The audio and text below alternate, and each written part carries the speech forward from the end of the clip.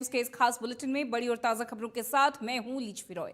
Bulletin का आगाज कर रहे हैं और सबसे पहले खबर आपको राज्यसभा चुनाव को लेकर बता दें। राज्यसभा चुनाव से जुड़ी ये बड़ी खबर है। बीजेपी ने उम्मीदवार की घोषणा कर दी है। संजय भाटिया को अपना उम्मीदवार बताया है। कांग्रेस के उम्मीदवार पर सस्पेंस अभी भी बरकरार है। राज्यसभा चुनाव को लेकर बीजेपी ने पूर्व सांसद संजय भाटिया को उम्मीदवार बना दिया है। सांसद किरण चौधरी और रामचंद्र जांगड़ा का कार्यकाल 9 अप्रैल तक है। अभी ये दोनों सीटें बीजेपी के पास हैं और दोनों ही सीटों के लिए 16 मार्च को चुनाव है। 5 मार्च को नामांकन दाखिल करने का आखिरी दिन है। बीजेपी और कांग्रेस के खाते में एक सीट आ सकती है। अभी कांग्रेस की तरफ से उम्मीदवार का ऐलान नहीं किया गया है। सस्पेंस अभी भी बरकरार है। बता दें कि संजय भाटिया 2019 में करनाल से सांसद बने थे। 2024 में लोकसभा चुनाव में भाटिया का टिकट कट गया था। इनकी जगह मनोहर लाल को उम्मीदवार बनाया गया था।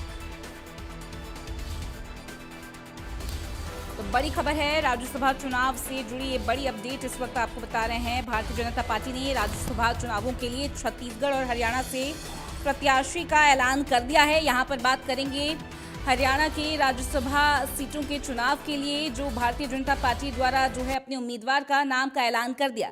राज्यसभा के लिए बीजेपी ने यहाँ पर उम्मीदवार का ऐलान कर दिया है। ग्राफिक्स के जरिए समझिए, भारतीय जनता पार्टी ने संजय भाटिया को यहाँ पर उम्मीदवार बनाया है।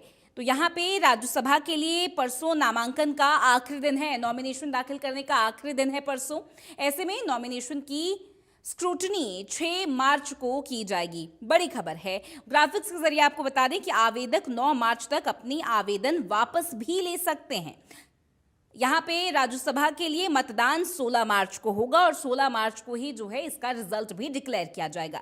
किरण चौधरी, रामचंद्र जांगड़ा का कार्यकाल पूरा हो रहा है 9 अप्रैल तक, और उससे पहले आपको बता दें 9 अप्रैल को दोनों ही सांसदों का कार्यकाल जो है पूरा हो रहा है। ये वर्क टेन्योर उनका पूरा हो रहा है। संख्या के आधार पर दोनों के खातों में एक सीट तो तय है। ऐसे में तीसरा उम्मीदवार आने पर क्रॉस वोटिंग का डर है।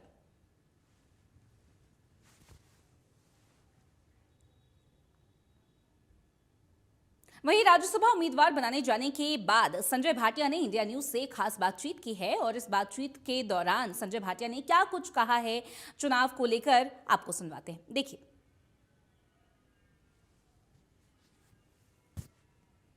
संजय भाटिया जी जुड़ गए हैं बीजेपी से, राज्यसभा के उम्मीदवार। सबसे पहले संजय भाटिया जी, आपका बहुत स्वागत है इंडिया न्यूज हरियाणा पर।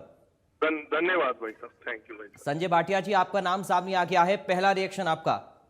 मैं बस मुझे भी अभी 5 मिनट पहले पता लगा। मैं वेस्ट बंगाल में था अपनी ड्यूटी पर जी। तो कल मैं छुट्टी होली के लिए लेके आया। माननीय पवन राणा जी हमारे जोन के इंचार्ज हैं, उनसे तो मैंने कहा मैं 2 दिन की छुट्टी के लिए, 3 और 4 के लिए, क्योंकि हमारे यहाँ होली का उत्सव रहता है। तो बस मैं अभी रास्ते में ही था, जीटी रोड पे ही था, तो मेरे को अभी ये मैसेज मिला और आपसे बात हो रही है।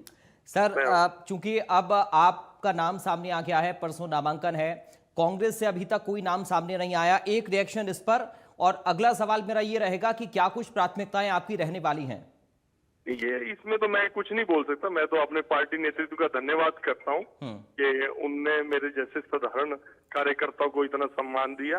मेरे को पहले भी उन्होंने लोकसभा से सांसद बनाया और अब फिर उन्होंने मुझे ये अवसर दिया।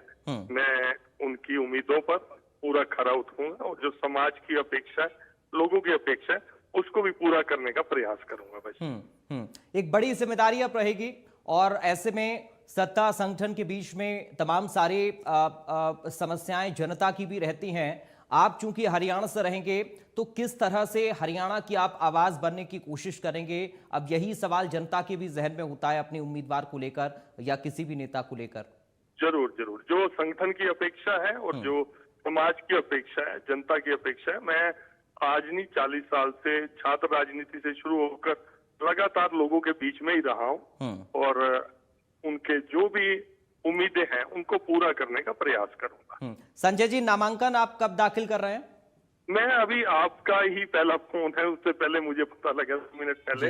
मैं तो अभी बंगाल से ऑन द वे हूँ वापसी पे। तो मैं एक बार अपने जो हरियाणा प्रदेश का हमारा संगठन है उनसे चर्चा करके, जैसा उन्होंने तय